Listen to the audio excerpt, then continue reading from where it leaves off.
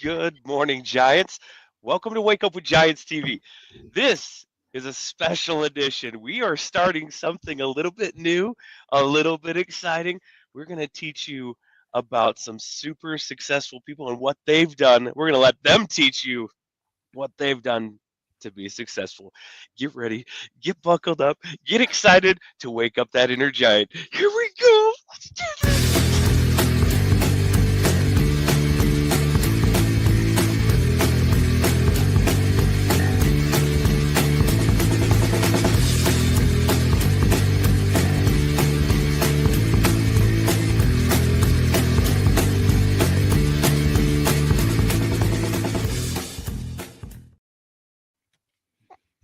Good morning, Giants. Welcome to Wake Up with Giants TV. There goes Jon Absey, who is going to be our guest today, but he'll be right back, I'm Anyhow, sure. yeah, You know what? It wouldn't be a Wake Up with Giants TV show if there wasn't a couple of technical difficulties as we're starting this new adventure. It's actually pretty exciting. Um, I'm really excited about what we have planned, and Nick has a vision. Sent me the vision of what he had planned, and I want him to share a little bit about it with you, and then he's going to introduce our amazing guests, yeah. I'm going to throw this over Mr. there Nicholas T. Smith. because we've done some reruns for a little bit, and so we've done 319 episodes of the Root Journey. So in the 12 Journeys program, the first 6 journeys are the Root Journeys, and that's where we deal with non-consciousness, awareness, grief, acceptance, gratitude, and empowerment. And so after 319 episodes, we got a pretty good sense of what it takes to navigate your difficult emotions, navigate your past, elevate yourself to a certain level. But what happens when you want to change into something different, or you want to transform what is into something new? That's what we're going to focus on in the growth journeys. Is we're going to really take you through the journeys of uncertainty, abundance, vision, surrender, nurture, and ultimately legacy. And so the legacy is our 12th journey. But we want to demonstrate in people who've done it what it takes after you've kind of developed yourself, or as you develop yourself, to grow into something new and transform what is into what you have in mind. And so we thought, what better person to do this than Jon Absey? And I'm going to go ahead and introduce him if that's cool. Should Let's we do do that? it. Yes. Yeah. So Jon Absey is pretty uplifting and inspiring, but and not just here in our community, but in the NBA. So when we think of mascots, we think of fun and entertainment, but behind the mask is a person who dedicated their lives and their ankles, right, to creating joy, and backs and shoulders and shoulders, toes, right, and every broken bone in between, to serving communities, making an impact. And few have done this at the level of today's guest, Jon Absey. So he's a legend in the NBA world, performing at over 1,200 games, donating 19,000 plus hours to community service, raising millions for charity. He's been awarded with more than 50 national and community honors, inducted into multiple halls of fame, and even had his own day in Utah declared by 3 governors. So he wasn't just the NBA mascot of the year once, he won it 5 times, and he's been named the best mascot across all sports. So Jon's story is about basketball. It's also about leadership, sacrifice, and giving back. And also, Jon, we know about you. You're rewriting your story now in an even newer direction. And so, man, we're excited to have you on to kind of teach us your success secrets. So welcome to the show. What are you guys doing? I haven't talked to you guys forever. I'm so excited to be here. This is great. Dude, it's been a minute. We need to do a cigar and a whiskey, man. Anytime. I'm always up for a cigar and whiskey. Yes, sir. Well, we are going to dive in a new direction here, and it's really navigating the growth journeys. And so we've gone through your story, and people can find that in the in Wake Up with Giants TV. And we are live today, so we will be pulling your comments up. Saw Andy on there. Hi, beautiful. So welcome. And we're going to pull your comments up. We're going to share those throughout.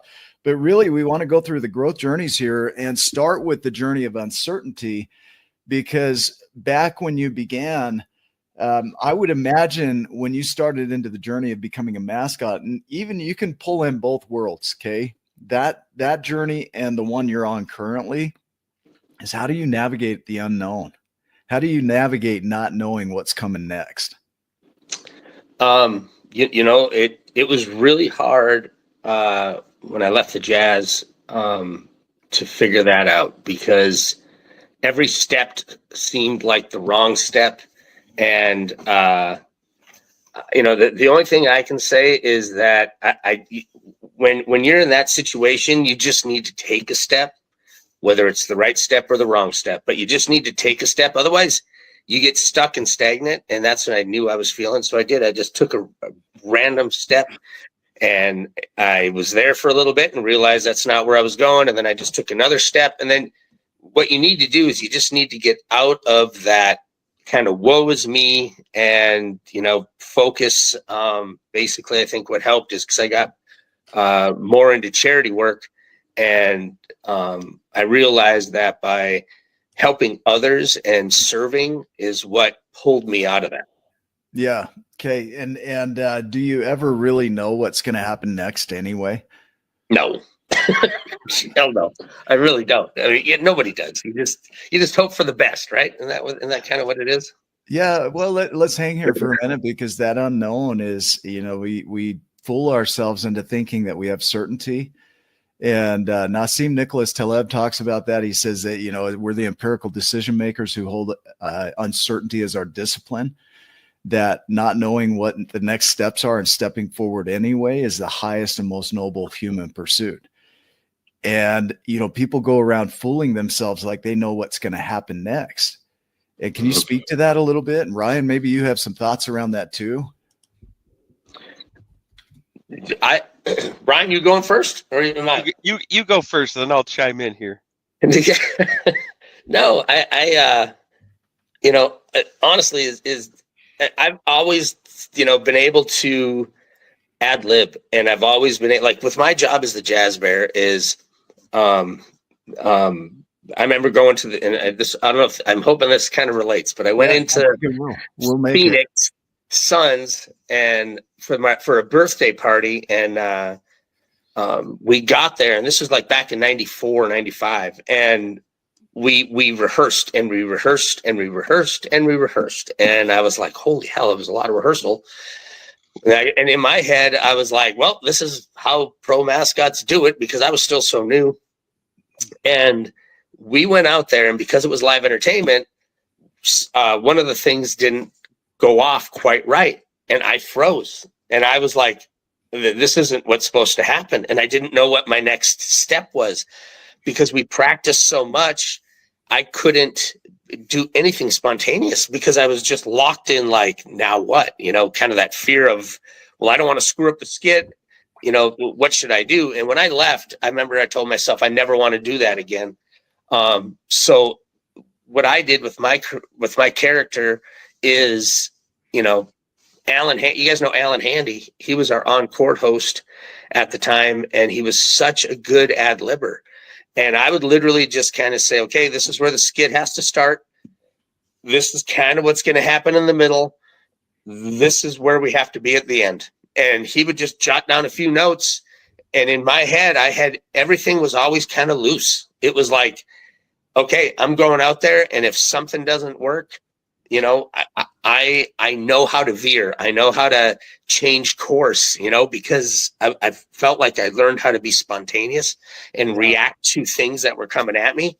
But with my career now change of careers, it's not that way. It's totally different. I can't shoot because I got other people working for me, and the responsibility is different. You know what I mean? It's just a little different. I get that. Yeah. Ryan, what thoughts came up as you heard that? As I heard John, I loved the thought that this isn't what is supposed to happen. How many of us have said that? How many of us have felt that moment, like where you're like, this isn't how I planned it. this isn't what was supposed to happen. That's an amazing statement. And then it's the balance of where do you go from here? And John talked about it. He learned, at first you're probably freeze. That's actually probably good advice in the beginning, because you could go into a spiral, you could go backwards, you could, there's a lot that could happen. to work on getting your head back in some of that, and then veer and change course, shift, be open. I heard the be loose. You were loose in what you were doing, and I kind of was like inside. I'm like, like it's okay.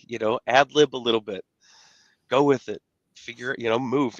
You might not always know the next right step, but you don't know it anyway. That was the whole point of what you Yeah. were talking about, Nick, right? But yet here we are in life, whether you're me, you, the jazz bear, it happens to every single one of us. We think we can control every aspect of life, and you just can't. Well, it's you got to bounce around, because you look at the 12 journeys, and it's so, as humans, we get into this linear step-by-step process. So if I do this and I do that, and the ad lib component of this is that when you look at the 12 journeys and the upper journeys, the 6, 5 growth and 1 legacy journey, is that you're going to bounce between uncertainty and surrender. Right. You're going to bounce between uncertainty and self-care or nurture. And you're going to go back and forth. One of the examples we use in our trainings is the slime mold. When they set up the Tokyo subway system, they wanted to do a test with slime mold. So they put oats on the different subway stations, and the slime mold went out in every direction. Right. And when it found the oats, it reached out in every direction to find the oats. And once it found the oats, it fine-tuned and found the most efficient pathway. And the pathway was almost identical to what it took decades to discover for the Tokyo subway system. In fact, it was more efficient. And so they mapped the Tokyo subway system after slime mold, which is incredible. And in our lives, sometimes our dreams, we know where we're going, we know where the oats are, but we got to go in all directions to find the pathway. But once you do that, there is a system that has to be followed. I keep this in my background. There's an algorithm that has to be followed for you to solve what it is you're creating. And now you talk about, Jon, that with your new creation, you can't just ad lib everything. There's a set of steps or structure that has to be there. Why is that so important? Why can't you just ad lib that? Why can't you wing it? I think it's because, well, for me, it's because when I was on the court, when I was ad-libbing it and I was winging it, it was me pulling the strings. I was the puppeteer, and it was Alan Handy. And otherwise, that was roughly about it. And in today's world, with what I'm doing, there's so many other factors, and there's so many other things that to ad-lib and be spontaneous that way, it just doesn't work, because there's too many gears in that wheel, that the big wheel that's turning. There's too many now that I can't predict what everybody's going to do. Yeah. And so how do you do that? So if we look at success strategies for somebody that's maybe in a similar boat, and they've got where they are, and they've got the end point. This is where I am. This is where I want to go. And then they've got all these people that are part of it. Like Ryan and I, when we first started, it was just the two of us. We could go out and just do whatever. We'd meet in a coffee shop, and every day we'd say, let's do this week. And it worked because we could ad lib that, because there were no rules. But then we started building community and all these things, and we had to learn to navigate community, because now it's not just us, it's everybody else that's a part of this. And so from your point of view, how do you structure, and how do you know which systems to structure so that you can go from point A to point Z? How do you figure that part out? Well, I mean, honestly, and I'm just going to say is you use the word successful, how can we be successful? Yeah. And honestly, I think one thing that I've been trying to do, or not trying to do, but I learned from back being the bear, is I don't like the word success, and I don't like the word being successful, because I feel like that's just for me. It's more of, success is for you. And it's the same thing for you, Ryan. To me, it's more selfish, and it's just about you. What did I do to be successful? I really think that where the course changed is when I wanted to be of value.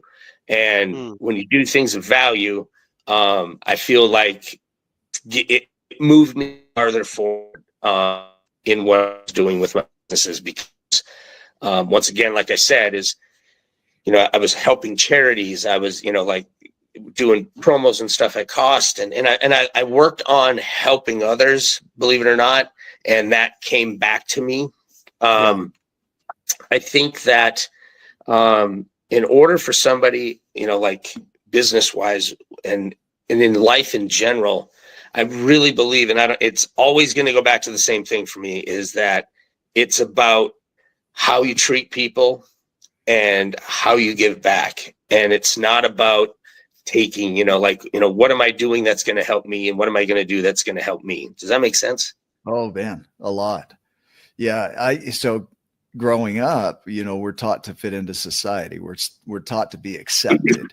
We're taught to do things that will put us at a status level where we're measured. I remember when I was probably 10 years old, we moved to St. George, Utah, and I went to the city pool, and this kid was like, "Hey, you're too poor to be here." I got so mad. I chased him around the pool, right? But he was super fast, so I couldn't catch him. But I remember like it stuck, we were measured on poverty level, or we were measured on success, like you say. And we've had a shift in the Giants where we went from, okay, let's see how successful we can get to, let's maybe reach 100 million people globally, to how do we impact one person today? And I remember when we shifted that goal. Do you remember that, Ryan? Yeah. And what happened? I mean, from your point of view, what happened with that? Just everything changed. The connection to whoever was right in front of us, and also us looking at ourselves back in the mirror, it shifted, and the impact and the growth started. People came in. We built relationships and friendships that one is somebody like Jon Absey. These almost miraculous, spontaneously combusted relationships, just poof, like you're like, how did that just come in? People introducing us to other people. And I remember, meeting with the chaos coordinator and Curtis Marsh. Yeah. And going to, talking about it. And then Curtis Marsh says, "Hey, I want to introduce you, to John. Do you know John?" I was like, "Well, I know of John." And he goes, "Well, we're gonna go to dinner." I was like, "Okay." Who would turn down a dinner with the man behind the jazz bear? And my wife. Touche. Besides your wife. Been there, done that. Yeah. Anybody like me who's, that was like a childhood idol, like that was like the guy, and I would go watch the NBA players, sure. But as a kid, I wanted to be entertained by the Jazz Bears. Like, what is he going to do next? Like, what crazy thing is this guy going to do? And Mrs. Jazz Bear. There it is right there, Mrs. Jazz Bear. But in short, everything shifted once we focused on the real right things for the right reasons. Yeah, and it's we think about shifting your inner world and going back to the root journeys, who you thought you were, and waking up to that and navigating the emotions. And every episode we did prior to this was about that. And John, you were even a part of that in our our group coaching. But now it's like, well, now that you know that, and now that you're okay with that, and you're at a level of being able to navigate life with what is, and now you want to bring your dreams into reality, there are steps that get to be followed. And we've seen those in the step of uncertainty, the journey of uncertainty, the journey of abundance. And we'll talk about abundance for a minute here, is that everything we need is all around us to create anything we can imagine. I use AI significantly. It's pretty impressive, right? You can put in a prompt, it'll pop out an outcome. It's loaded with trillions of bits of information. And it's amazing what it can create, but it's still limited by human imagination. So it's as abundant as it is with information, it's still limited by human ingenuity. And so no matter what I put into it, all that comes out is what I'm putting into it. And if you look at our world, like everything in our world, all of this stuff behind me, the clothes I'm wearing at one point were chaos, just like the bits of information in that AI. And what created this is somebody said, I'm going to create a shirt. I'm going to create glasses. I'm going to create a wall. And they took the raw materials and they transformed them into what is. And here you took something that somebody had an idea of a mascot, but you took the abundance that was and you transformed that. And now you're doing it again in another way. You're transforming what is into something else. Can you speak about abundance and how important it is to not only see it, but to know how to use it? Does that make sense? Yep. I'd like to go off on a tangent though, on my first on abundance. And when you have Ryan over at your house for a party and you happen to go too much on abundance and you end up with Sharpie on your face. I do have photo evidence of abundance. He hasn't taken advantage of abundance before. John, I will tell you this, that John can fall asleep just about anywhere sitting up. Oh, yeah. Pretty easy. I'm serious. I got that out of the military, man. I could fall asleep standing up. I was like, so yes, be careful with a Sharpie around Ryan if you're going to fall asleep. I'm so sorry. I know what I was going to say too. Going back to your AI comment is something, because I love AI, and something that my daughter taught me is that goes right along with what you're saying is, when I was looking for stuff, because what I've started to do is having AI give me, just because with my Mascot company, is just give me some ideas, give me a direction. And I would just type in, because I'm, just want to get it done quick, because I'll just type in something quick and it'll spit out something, but it's not quite right. And then my daughter, I asked her to do it, and it was like, holy hell, how did you do that? That's amazing. And the reason is, and like you said, just like in the, the world, society, and any other thing that you do, relationships, when you put in a little, you're going to get back a little, and when you put in the time and the effort in, what you get back is amazing. And I hope that references what you were talking about. But I remember when you were saying that, in my head, I was just like, when I put the time into AI and I say, this is what I'm looking for, and I put in the details, what comes back for a character is always awesome. Yeah. But when I started out, I was just trying to put in something and hopefully getting something big back, and it never worked. Well, that's how people play life. Yeah. They put in enough, and then it's like playing the lottery. I hope this is enough to win the lottery. They buy the ticket and then they hope for the best, right? And life doesn't tend to work that way. Life is a series of adaptations of, we take what is and we mold it, and then we get a failure out of it. And then we have a chance to learn from that failure. And my definition of failure that I'm using when I say that is a negative yield. So it's just an outcome that wasn't, what we intended. And success being a positive yield, but in society, we measure success as material and monetary and all this stuff. That has nothing to do with it. Whether you're financially successful or not in bringing your dream to reality isn't what we're after. It may be a part of it, but what we want to do is bring that dream to reality and take the ethereal and make it material. And in order to do that, you've got to fail. And I look at Dyson, the guy that created the vacuum. He created 5,100 models that didn't suck. That's a really sucky story, right? Until he found the one that did suck. And so, but that led to a sounds like Ryan's dating life, right? Hopefully he doesn't have a dating life yet, but Ryan, if he hadn't gone through that, he wouldn't have done that. Edison too, he found 10,000 ways that didn't work, but he found the one that did. And people are afraid to fail. How important is failure in that point of view? Oh, no. I think there's two ways to fail, though. I mean, I think when you fail and give up, you failed. But when you fail and learn from it and then can move on, to me, that's not like a full-on failure. Like, you never really failed. What you did, that's just part of the process of learning. But when you really fail is when you fail and give up after the first time, because Yeah.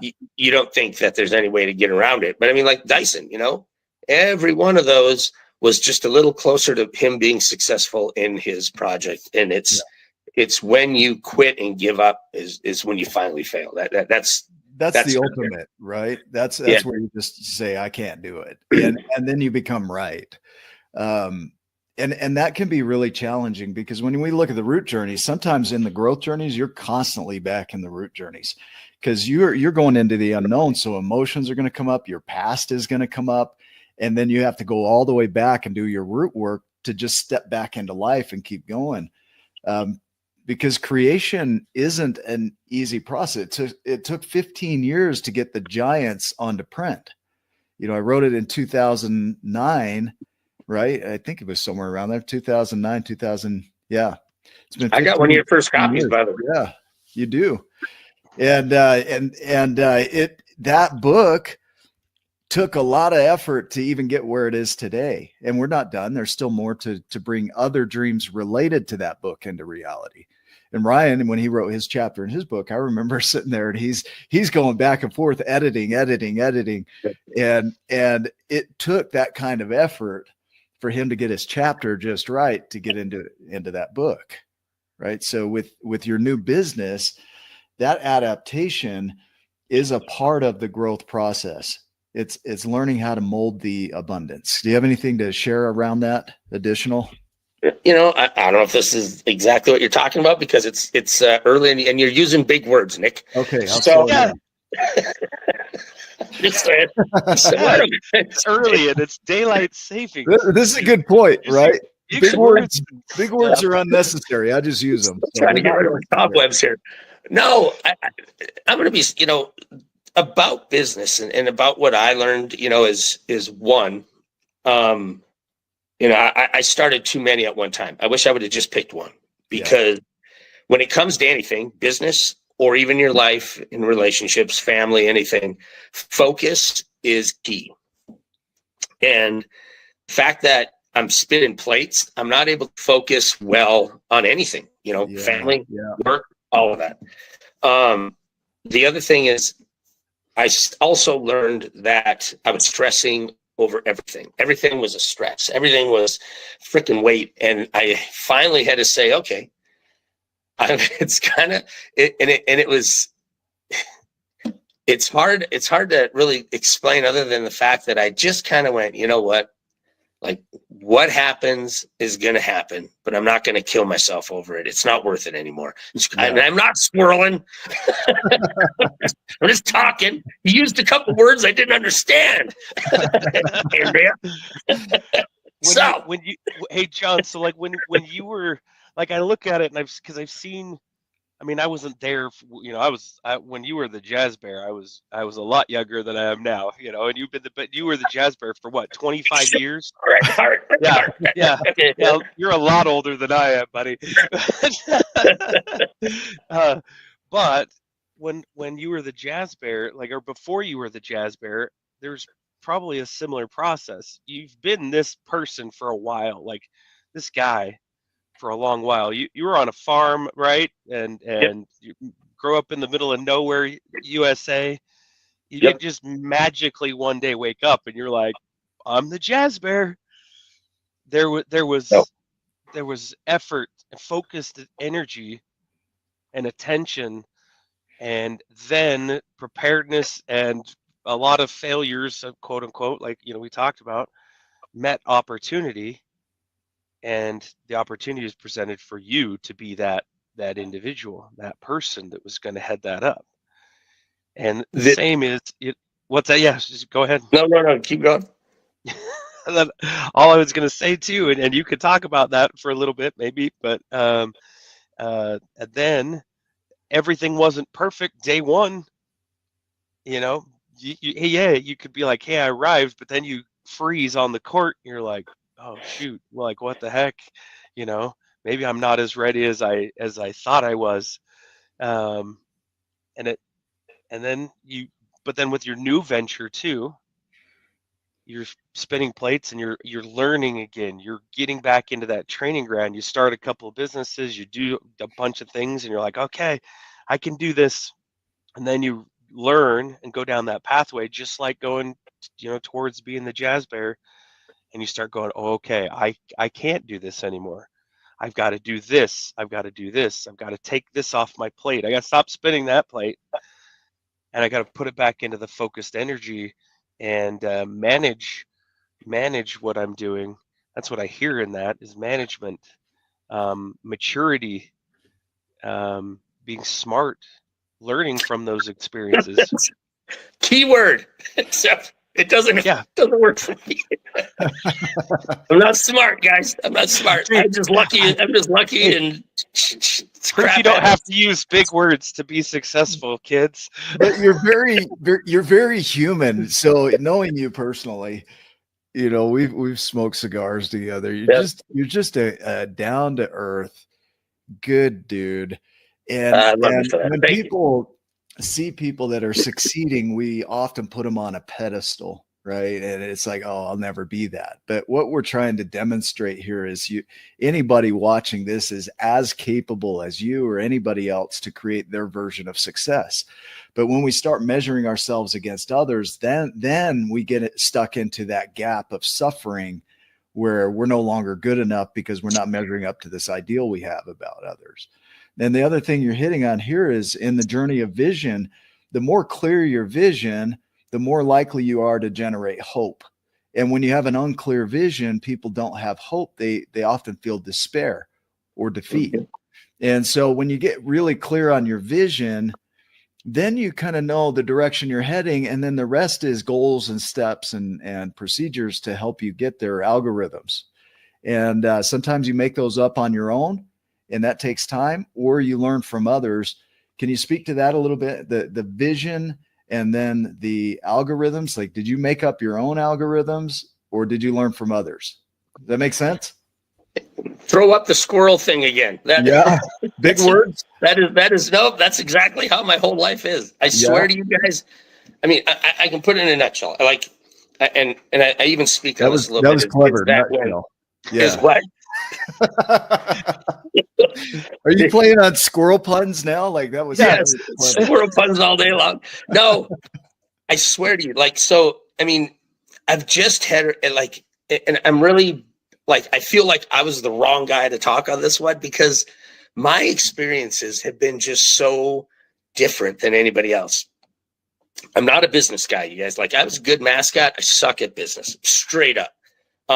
When I got that job, Ryan, when you were talking about, the focus and all that, I tried to avoid mascotting as much as I could. I was going to school to be an attorney, and mascotting reached out and found me. And I just seriously, everything has just little doors open and I enter them and I'm like, oh, look where I'm at. It's like the multiverse.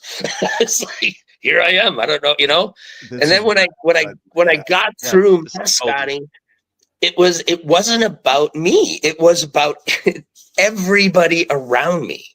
It wasn't, because I was, like a really good mascot and I knew what I was doing. It was because the little doors that no matter who you were, whether you were one of the security guards or one of the custodial people or a manager, somebody opened a door just enough to allow me to do something or to help me in a certain way to be able to create everything I created back in the day. And I you can't overlook that. It wasn't, me and this is what I did. It just took an army. And then correlating it to today's world, it literally is the same thing with my businesses. I jumped into these and I didn't have a vision, right? I knew what I wanted, but it was in my head. And I remember all these people I talked to that were really, which is also a vision. It's not maybe like what the world is saying is this grandiose vision. Right. But you knew what you wanted is, I think, which is key. But keep going. I knew what I wanted, but I didn't know how to quite get there. And everybody kept saying, you got to take what's in your head and put it on paper. But then when I would put it on paper, it just got big. It would just seem massive. You know what I mean? But in my head could compartmentalize it a little bit. And just, I knew what I needed to do, but I'm only one person. The other thing with that is it really turned into, just like mascotting, is was all about the people that were around me.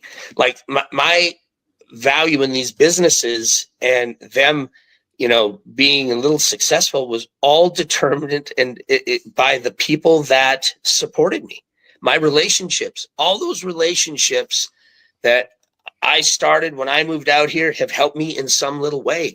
Everybody thinks that you're going to go into this and you're going to do it on your own. And, nobody does anything on their own. And I'm just going to say, like even you guys putting on this show, I know you two put all the time and effort in it, but it still took other people around you. And I think once people understand that and they're willing to just say, you know what, it took, more than just me. And you can start handing out thank yous to people and the understanding that, no matter who you were, that you came into my life, you have helped me get to where I'm at. And I think a lot of people, that's where I get kind of, you have these people and they see these successful people and they're going to do, I'm going to do exactly what he did. Well, you can't do exactly what he did. How he got from A to B back 10 years ago and he made all his money. There's no way you can go from A to B like he did. The people that came into his life are not coming into your life, to open doors or to help you out. So that A to B isn't going to work. That's why Tony Robbins, tell me one person that's watched Tony Robbins and was like, hey, I'm a millionaire now. Anybody out there? You're hitting on a huge component, which is surrender, because we get locked in and we get so rigid in our view that we box in the universe. I love the quote by Townsend Wardlaw that says, as soon as you believe something, it becomes limiting by the nature of believing it. You just boxed in the universe and said, that's it. And then Chris Smith says that everything is possible. Possibility exists. Limitations are created. And we do that. And we create limitations based by our rigidity. So when you're surrendering, and like you say, the people that came into your life aren't going to be the people that come into somebody else's life. And the pathway you took isn't going to be the exact pathway somebody else's takes to create their success. So there has to be a level of surrender that happens, which is rendering over to another, right? Releasing some of that control to another or to the flow that has to happen for that to become a reality. Here you are going to be an attorney and you become a mascot instead. Like, who could have predicted that, right? Nope. A lot of people would a lot of people's parents would have been like, you're going to do what now? Oh, no, that happened. That happened big time. but how do you flow with that, right? Dress up costumes. I'm a glorified furry. I'm a glorified furry. Yeah, yes. I'm a glorified furry. I can walk through a mall and nobody judges me. Oh, shit. And then that's how we got canceled. So, first show back and the last show we did. First and last show. But you look at that rigidity and that surrender of, I'm going to go through that door. Let's see where this goes. And even, when you work with people, I've got an idea of what I want you to do. And then they come in and they say, okay, that's cool, but this is who I am. So you're going to work with that.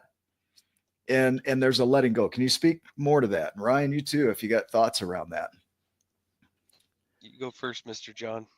Thank you, Mr. Ryan. No,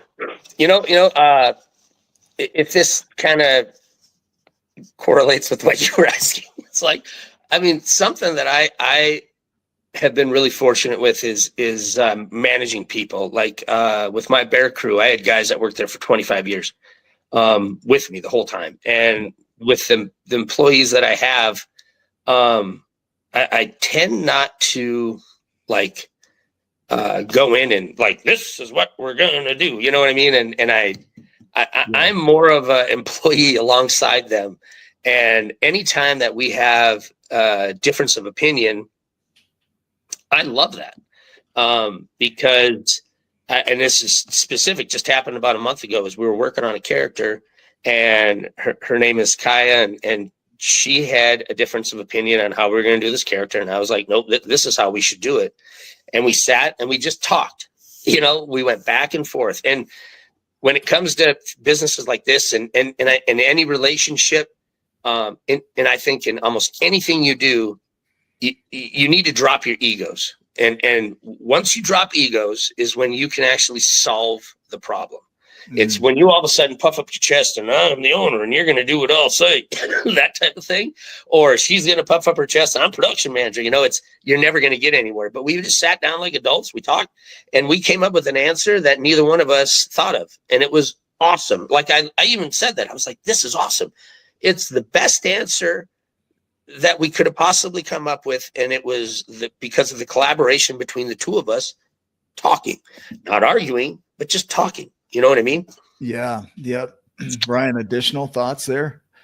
Yeah. And I it's fun to know you, Jon, now just as a friend, right? Now that we've created a relationship, you are a relationship guy. I feel like I look in the mirror at my older self, and when I see your picture, yeah, really up there, age. Yeah. Geez, when I get as old as you someday, Jon, I hope to be like you. But right now, like it's seriously like the instant that we met you, we're some two dudes that Curtis Marsh put in front of you, and we sit down and we went to R&R barbecue, I think, and we just sat there and ate some dinner, talked, laughed, said, hey, let's get back together. We had you on the show, and then from there the relationship formed and was created. Open arms too. You invited me to your house, and then you probably regretted inviting me over to your house after you fell asleep, and your friends, they all brought me in. I'm friends with probably a good chunk of your friends. I'm Jon's boo-boo bear. He's also Big Spoon. He's Big Spoon. I'm Little Spoon. He's Little Spoon. I wish I hadn't witnessed that. Yeah. It's fine. There's some things you just can't get rid of in yourself. I got to go back through the root journeys over that one. Fine. I never in a million years would I ever thought I would talk about being the Big Spoon with the jazz bear. But today happened, just because of vision. I'm just kidding. He's warm and cuddly. Yeah, I want to be a warm, cuddly Ryan. Oh, speaking of squirrel, you guys got me way off track. Okay, I'm gonna pull it back together. This is for you, Nick. Relationships. Watching Jon be the jazz bear for 25 years. I got to go to jazz signings and behind the scenes events and get there early. I would go early so I could get the posters back in the day when they handed out crap at the door. I would get there so early so I could watch, warm-ups and guys that came out before warm-ups to shoot free throws and get to know. I would get to know the ushers, the people that were in my area. They knew me. They watched me grow up, but I got to watch you. And you would come into the portals. You would go, zooming down the hallways, and you would see somebody out of the corner of your eyes, a little kid, a mom and a baby with a jazz gear on, and you'd stop, you'd say hello, you'd pick up the baby and give it a hug, or the kid, pat him on the back, give him a high five. I watched it because you're a relationship kind of a person. You're that kind of guy who values people and then pours value into them as well in whatever capacity you can. You can't stop and spend an hour and a half hanging out with that kid, even though in your heart you probably want to. But it's those moments, it's those little times, like the R&R barbecue, the phone calls, the text messages. I just text you even before me and Nick were invited you to the show. And I didn't have anything to do with that, by the way. And I wish I could have taken credit for you being our first guest, but I had reached out to you and messaged you and said, "Hey, it's been too long. We need to go do something." And then Nick on his own reached out and said, "Hey, I've got the first guest. It's Jon for the show." And I'm like, "What the crap?" It's the universe too. Then there's the magic of the universe. You're kind of that X factor where you take what you are, who you are, what you've built, you put in the effort and the time and the energy, and then watch what doors open and who comes in. You pour into people and abundance shows up. It's all around you. It just needs somewhere to be put in front of you as you're stepping. And then boom, instead of being an attorney, you're the jazz bear, and then you're on Wake Up with Giants TV, and you've reached your pinnacle. This is the pinnacle right here. Ryan, I don't know how you Big do this. Spoon. You segue in so perfectly. It's like, that's what I needed right there. Because the next journey is nurture. In the 12 journeys is the nurture and ultimately the legacy. So these last two are essential. But nurture is building yourself, building your dream, nurturing and taking care of your dream, and then nurturing relationships, right? So that nurture is everything. Because Jon, you didn't get there by yourself. It was everybody in the audience that got you there. Your current venture isn't being done by yourself. You can't run and ruin your ankles like you used to, but you gave up your body in the service of others. And how important is nurture? And if you had to do it over again, what would you shift, or would you shift anything? Would you still sacrifice that much? I've been asked that a couple times, and honestly, I mean, God, that one is so tough because, I mean, I loved what I did, and I don't know if I would change anything, which is stupid. Maybe jumping out of the suites, because I still remember I would jump out of the suites and it made a huge noise because they had like this stage that rested into this cement area, so it would make a big boom. And I remember the first time I did it, I'm standing up there and I just jumped and landed. And I looked around, I was like, because everybody looked up because of the boom. And I'm standing there and dust kind of rolled out from the edges. And I was like, I got to do that again. Then I went down, and after the game, I was taking my shoes and socks off, and my ankles were just swollen and black and blue. And I remember all of us, joking like, oh, you're going to feel that when you're 80. And I'm like, well, it hit me at 50. But I remember you were wrong. Don't worry, I'm an early learner, dude. But early developer. I remember they healed up. I iced them, and it was probably 2.5, 3 weeks later. I'm up in the suites, and I'm looking, and I'm like, I know what's going to happen. And sure as hell.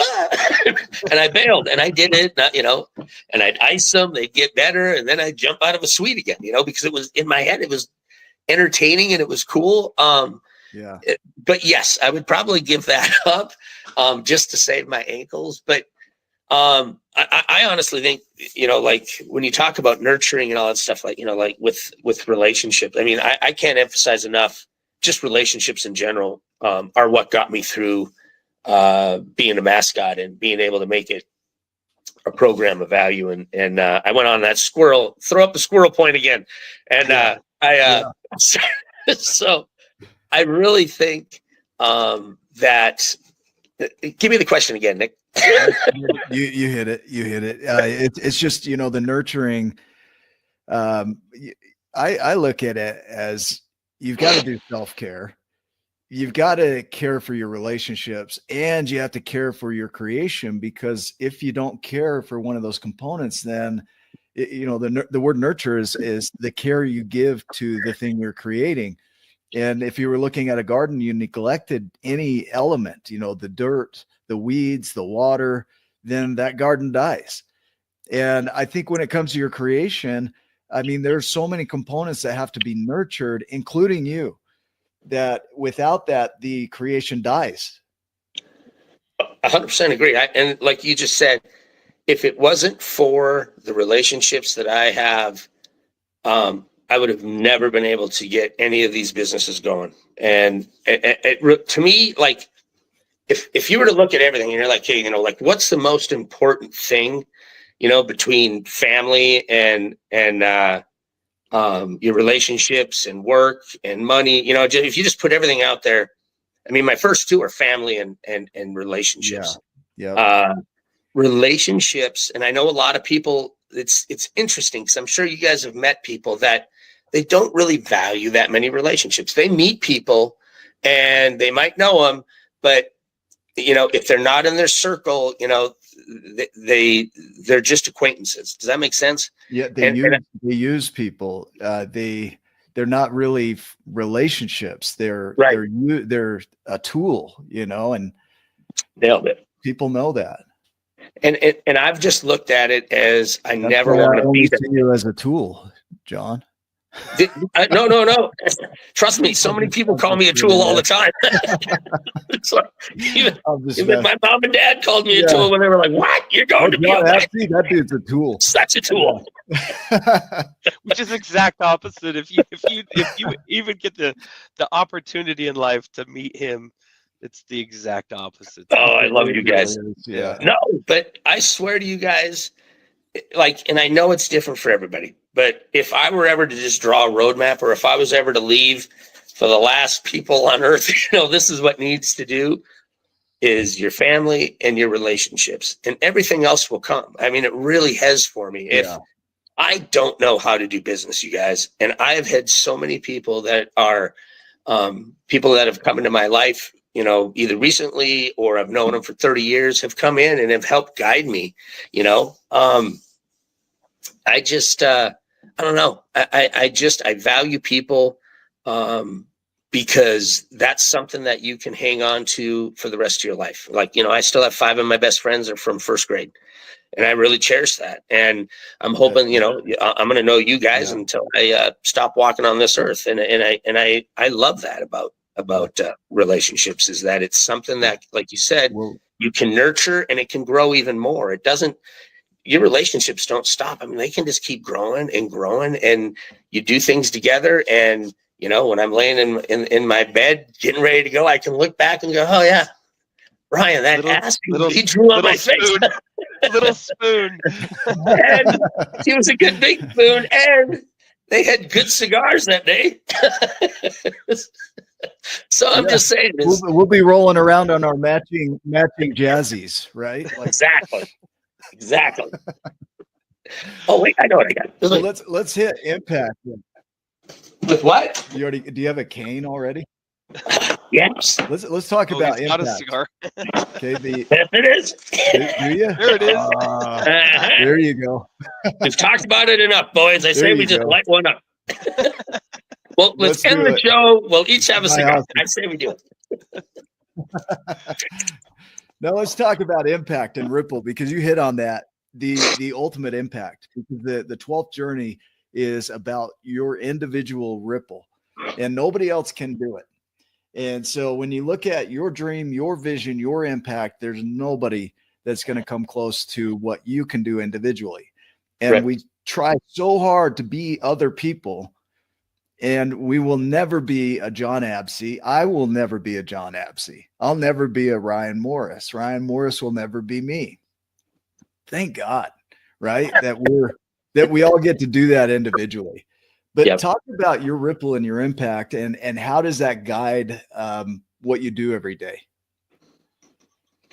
I don't know. I mean, like when you were talking about, nobody being like anybody else, is, if I could touch on that, the one thing that I feel sorry for are those people who want to be somebody else. You know what I mean? And I mean, I've been just really fortunate that, and I don't know if you guys have been around me in situations, but I mean, it's like, I still remember Gail Miller taking me to lunch, and she was asking me what was going on with the culture of the company and stuff. And she's like, "Jon, everybody from the custodial to the Millers, to the families," is what she said, but, and then how I looked at that is, and how I always worked with that is, I always treated everybody the same, is I spoke to the janitorial staff, and I enjoyed talking to them just as much as Greg Miller, Steve Miller, Larry Miller, Gail Miller coming down the hall. I never treated them any different, because to me, there's that one saying, is you can always tell the character of somebody by how they treat others who can't do anything for them. And that has always resonated with me. And I want people to know that no matter who you are, I still look at you as someone of value, and they should be treated as such. And I really believe that just that outlook alone And the fact that I don't want to be anybody else. Like I love, like when I look at, when I meet people, I mean, I do take something from them, but I don't look at them and be like, oh, I want to be like them. I want to, what I do is take a little bit of them and say, I really like that little piece of like what Ryan does. I love how he cuddles. And I see something on Nick and I'm like, I like how Nick, handles himself in the situation. I'm going to take a little bit of Nick. Yeah. I really feel like Jon Absey isn't like this. He came up and he created himself. I am a kaleidoscope of just every person that I met in my life, that all these pieces that I put in that I liked, and then, getting rid of the bad ones and saying, this is a better thing. I saw Nick do that. That was great. And putting it in. Right.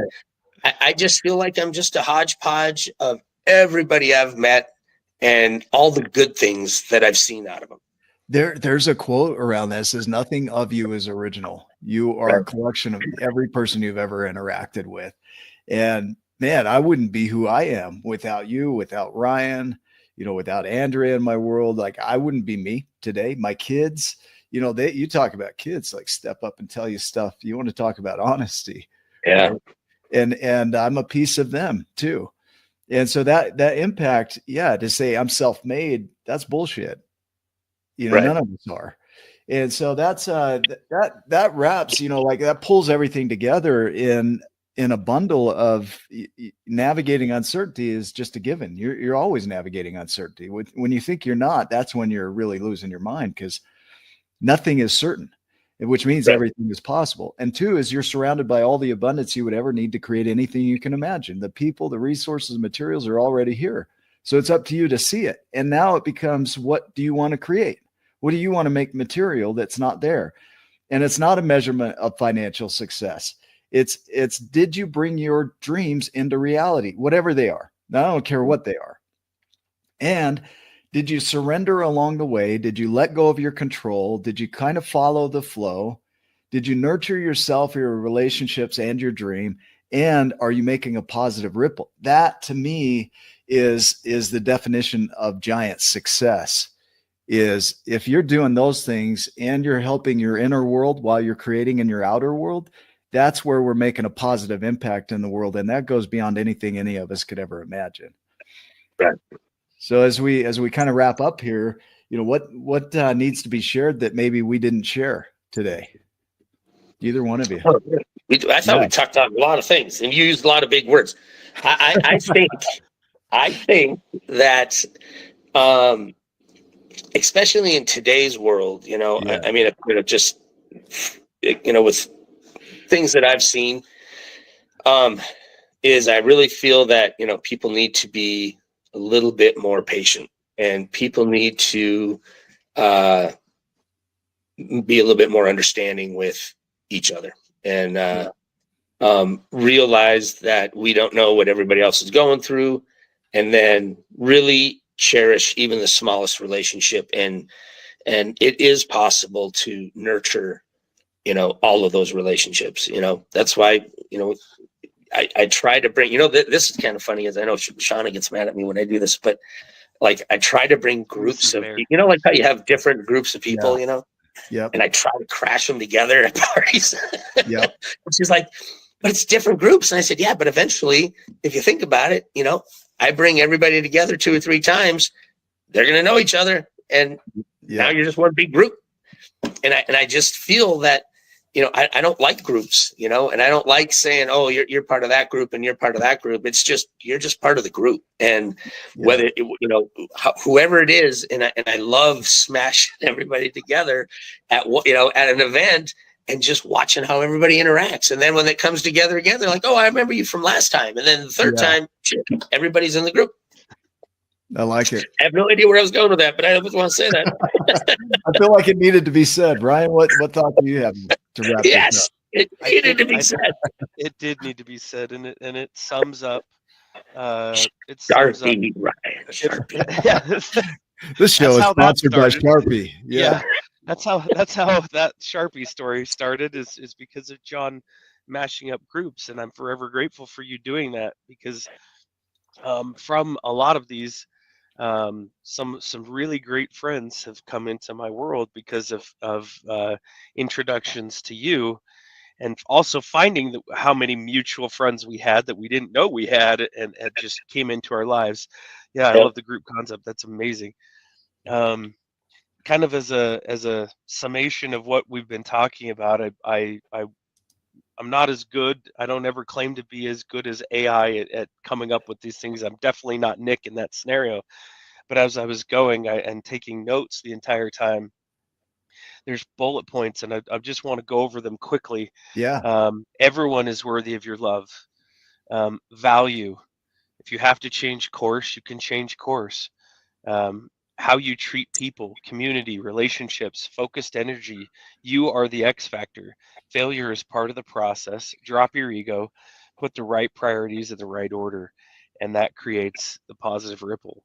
And that's what Jon has done. He's moved to a different venture, and he has new challenges and new things, and figuring out more parts of himself, and that, hey, maybe I'm not the best at business, but I can still use the best parts of me to grow in business and relationships. And I think this is gold. So if you're at home and it was fun, we had a good time too, because you always do with Jon Absey. You always have a great time with Jon because he makes you feel valued and loved. It's true. It's true, dude. This isn't just the man crush and the big spoon, little spoon stuff. Yeah. This is what happens when you provide value for other people. This is what happens when you pour yourself into other people. Jon is Ripley positive. Yes, he is Ripley positive.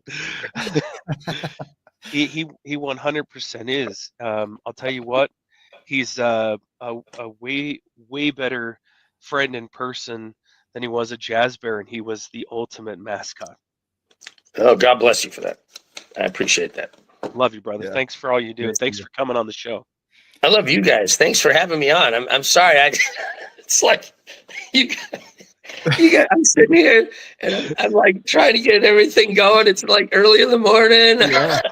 Daylight savings. I haven't had breakfast or a coffee yet, and I'm Yeah, just like, well, oh man. it's never too late. It was perfect. It plays out exactly as it needs to every time. So we're never too worried about that. Everything we need to teach is already in you. So it's just drawing that out because you live it. That's why it's there.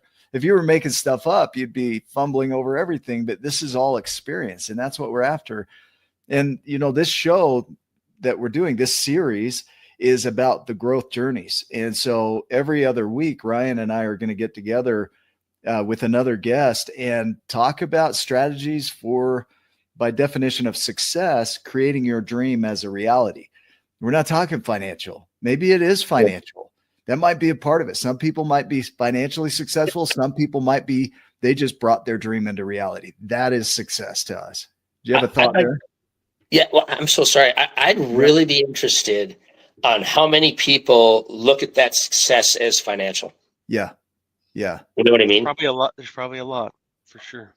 I mean, because I mean, I'm not making any money in my businesses yet, but I don't know. I'm just like it. As long as that my employees are getting paid and bills are getting paid, but I just look at it as like, it'll come. But I'm not out there, and I'm not willing to, rape and pillage to try and make a buck. I've always looked at it as like, when I make money, I know that I can actually say, like, you see all these people that are super wealthy and stuff, and they had to step on somebody, and I want to make sure that, whatever, value I can have in a business, that I did it without stepping on somebody, that I want to try and do it as like, and it's so funny. Ethically, right? Like, yes, that's a good word right there. Did you like that big word? I love that big word. Yeah, you're killing me. Can I say one more thing too, real please. quick? Please. I also want to throw out a giant shout out. This is because I saw the comment from Hugh Jacobson, and one of the, we talk about relationships. We talk about getting somewhere, and that we didn't do it alone. And all of these people, all of these comments that are coming up, these are real people on the other end that are here with us live, that are just they're a sliver of the people that we've associated with, but they make a massive difference in our world. One of them, who isn't here but probably would be, that's been to many of our shows, is Al Richards. And Al Richards, and I didn't know because I've been kind of off social media, and I had just gone to breakfast with him about 3-4 weeks ago, that he had his leg amputated from the knee down, and so he's going through some challenges. Um, that man is just like Jon Absey. They would give anything for anybody, anytime. And you never know where life's going to go, and we all band together as a community and as friends. And if anybody that's out there that's been touched or loved by Al Richards, I'd ask that you take a moment, reach out on social media. If there's anything that you can do to help or support or give to this great man, I'm going to cry. That's exactly it right there. Keep going. Please do, because this is somebody that's like a Jon Absey to me as well. That everyone that knows him has been touched by his impact, and now he's going through a challenge. So that's what we do as communities. Then we gather, rally around each other, and lift each other, support each other when we go through hard things. And losing a leg, that's his version, John, of you not being the mascot anymore, and because his livelihood depended on his legs. And so for those of you that know Al Richards, please reach out to him, because he has created a giant ripple just like John. So yeah, beautiful. Thank you for that. That needed to be here. Al, yeah, again, just to hit on that one more time, is whether you can send him a message of love, a post of love, if you can financially help him out, do that. If you're not in a position to do that, at least send up a prayer, something to show Al that he's important. Lift him up. He has done. I remember the first time, just quick too as well, that he called us to learn how to do a podcast. He had no clue. He fumbled his way through a few of them, and just like us, they probably sucked at the beginning, or at least we thought they sucked in our heads. And then now he's had hundreds and hundreds and hundreds of guests as well. Yeah. And made a giant impact in the world. Yeah. He has helped a ton of people. Is there a site that we can go to donate to? Does anybody know? Not. What we'll have you do is reach out to him directly and ask him. Yeah, 'cause I think that's the safer way to do it. Plus, there are some things in place that he has to be cautious about. That there were some mistakes made, so we'll let you reach out to Al. You can do that. He gave us permission to do that, but he'll be able to tell you how to support. He's a dude like me. We hate asking for help. It's like there's a pride thing in there, and it's like, man, I don't want people to know I'm struggling. And sometimes you just need to reach out and just say, hey, man, whatever I can do, I'm in. So just do that for now. Because he would for every one of us. Yep. No, I know he would. I love that. Yeah. And this will be an ongoing thing. So if you didn't miss it in the live, or if you missed it in the live show, he's going to be in this situation for a bit, navigating it. So don't forget him. Are we still on? Yeah. Yep. Oh, okay. So, hey guys, I'll talk to you afterwards. Okay. All right. So I'm going to do one more thing here. So alternating Sundays, Ryan and I will be on going through the growth journeys, that series. Now, Andrea Bangerter and I on the alternating Sundays will be talking about the 12 journeys of relationship, and we'll be having guests on to go over that. And so you'll see some shifts in the show here, because these are essential. It's not just relationships in couples. It's like you said, John, all relationships. And so we'll be talking about the 12 journeys of relationship. Ryan and I will be going over the 12 journeys of growth and the success side, by definition of what we just talked about. And the combination of those, one, it's going to give Ryan a little bit of a break so he can enjoy a Sunday here and there. But it's also going to help people to see what it takes to bring your dream into reality, and what it takes to nurture these healthy relationships. And truthfully, Andy and I, we're not perfect at it. So we're learning just like everybody else. And so it'll be a chance for us to get coached as well. So we're looking forward to that. That's awesome. Yeah. That's actually that's awesome. I need to tune into that. Yeah, we'd love to have you. So every Sunday, same time, just tune in on Sundays at 9 a.m. And our goal is Giants to serve each of you. Mountain. Yep. Mountain with no T. Mountain. All right, guys. Thank you for watching. For those that are watching, you do make this show what it is. We are so grateful for you. We are back live again. We were doing some reruns for a little while we figured out the direction here. But we are live again. If you know somebody that could be a guest that has brought their dreams into reality, or they're in, their domain is relationships, have them reach out to us and let us know who they are. We'll send them an invitation. We'll get them on the show. We do need to fill the calendar. So we need your help to do that. So if you know anybody, share them with us. And outside of that, any other thoughts today, guys? I love you guys. I know that. How's that work? That works good. That's what I say. Love you too. Love you too. Perfect. Go make it a giant day, guys. Thank you. Thanks, guys.